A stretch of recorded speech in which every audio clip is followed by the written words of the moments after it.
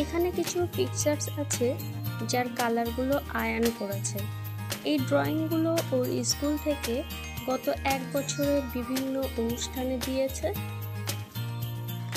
আমি এত সুন্দর করেছি বলে ম্যাম আমাকে গুড স্টিকার দিয়েছে। মাঝখানের ওই গোলটা একটা স্টিকার লাগানো আছে। এই পিকচারটায় আমি আর আমার মাম্মা আছে। এটা হলো mother's day pictures. I love you mamma. I love you too papa. এটা একটা গাড়ি আর একটা ক্রিসমাস ট্রি।